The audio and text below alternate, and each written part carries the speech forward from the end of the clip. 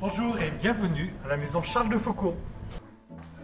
Nous arrivons ici dans la salle qu'on appelle communautaire. Alors ici, la maison, c'est une maison qu'on appelle de fondation spirituelle.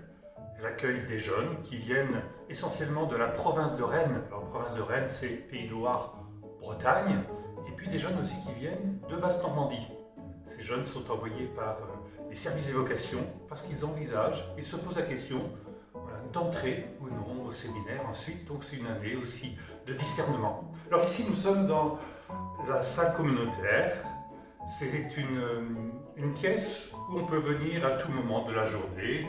Il y a des journaux, on peut lire, les jeunes peuvent lire. Puis on a aussi deux rencontres dans la semaine. La première, c'est une réunion communautaire pour qu'on puisse partager sur notre vie de communauté, ce qu'il faut améliorer, etc. Une fois par semaine, nous accueillons un témoin.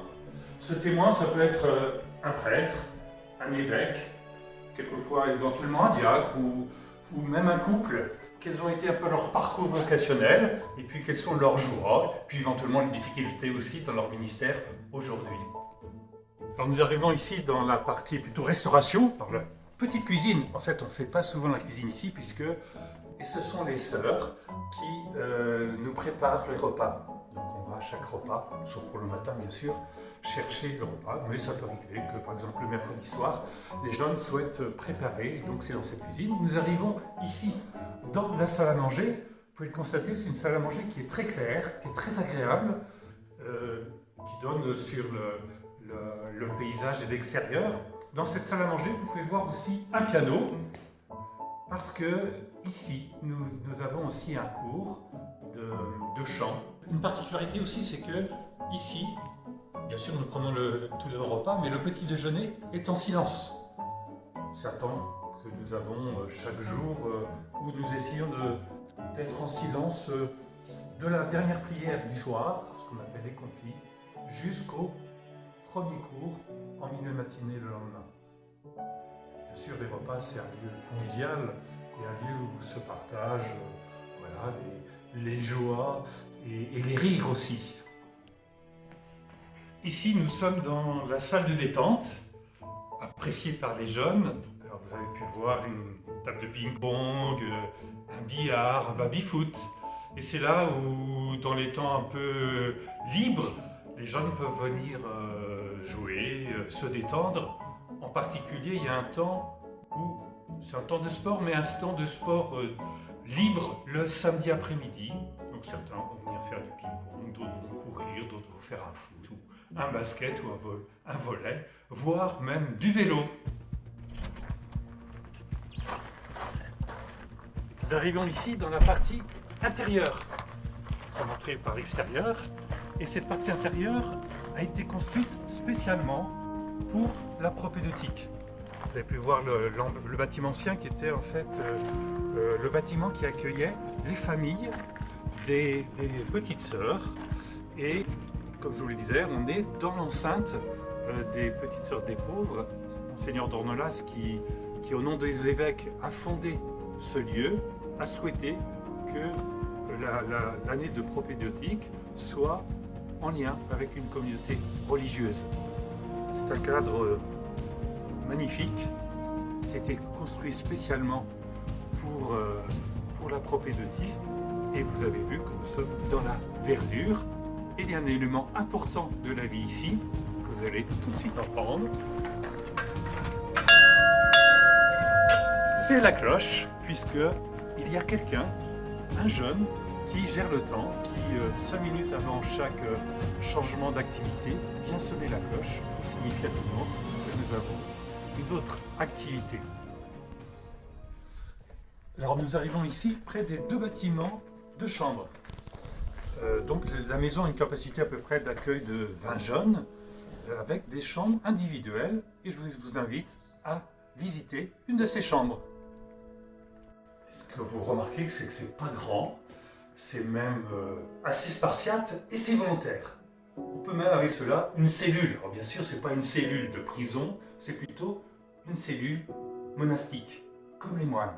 C'est-à-dire que on garde juste l'essentiel pour que nous restions, que les jeunes puissent toujours rester un peu dans cette ambiance, dans cette mise à l'écart, mais une mise à l'écart où nous rencontrons le Christ, y compris dans sa chambre. Et une des particularités de la chambre, c'est qu'on propose une lecture continue de la Bible, et c'est dans cette chambre que les jeunes lisent la Bible à raison à peu près d'1 heure par jour tout au long de l'année. Nous entrons maintenant dans la bibliothèque, une bibliothèque qui est modeste, mais la particularité de cette bibliothèque, c'est qu'il y a en proportion beaucoup de livres sur la spiritualité. Et ça se comprend puisqu'on est dans une année de fondation spirituelle. Quand nous arrivons dans la salle informatique, c'est essentiellement une salle de travail avec des ordinateurs, possibilité aussi de se connecter au web.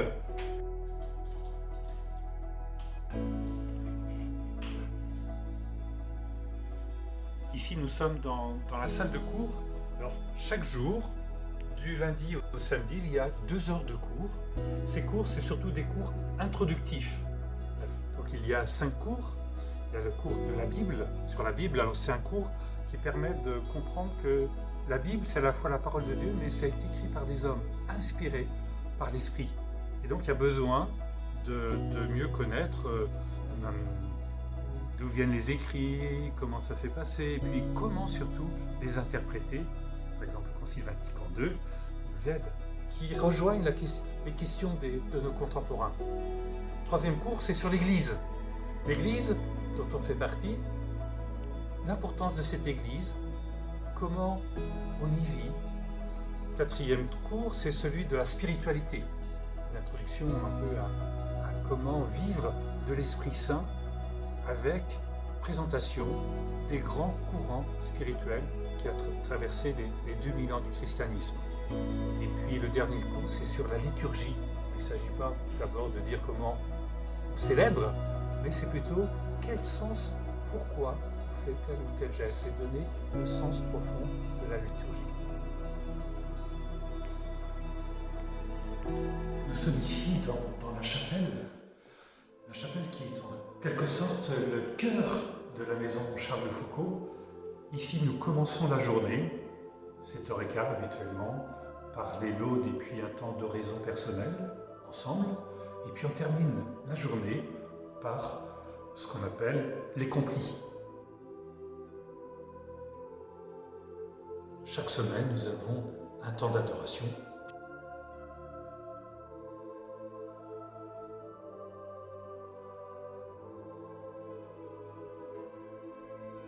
Bien sûr aussi, au cœur de chaque journée, nous avons l'Eucharistie comme, je dirais, source et sommet de la vie liturgique, mais aussi source et sommet de notre vie ici. 3 éléments importants de cette année, c'est d'une part le mercredi après-midi, un service caritatif. Alors ça peut être visite de balade dans les hôpitaux, visite de personnes âgées ou visite de personnes seules dans une paroisse. Deuxième temps fort important, c'est un mois de stage qu'on appelle expériment de pauvreté. C'est vivre avec des personnes, voilà, de pauvreté multiple. Ça peut être pauvreté sociale, ça peut être pauvreté aussi physique, des personnes atteintes d'un handicap. Et le but, c'est de vivre avec et de reconnaître dans ces personnes aussi quelque chose du Christ. Et puis dernière chose, c'est la retraite des 30 jours, selon l'exercice de Saint Ignace. 30 jours pour discerner, pour faire élection. Alors là, nous sommes à l'extérieur, vous voyez que c'est un très beau cadre, et pour vous parler aussi d'un moment important qui sont d'une part le sport, besoin de se dépenser pour un équilibre de vie, 3 moments de sport dans la semaine, également 2 moments de travail manuel que l'on fait auprès des petites sœurs, un peu pour leur rendre service, mais si c'est un élément équilibrant pour la vie des propédeutes. Les jeunes qui viennent à la maison Charles de Foucault viennent parce qu'ils ont eu un contact plus ou moins long avec le service des vocations de leur diocèse. Et c'est les diocèses qui les envoient ici. Ces jeunes, pour un certain nombre d'entre eux, sont les prêtres de demain. Vous savez que le chemin de discernement est encore long et parfois difficile. Alors merci de prier pour eux.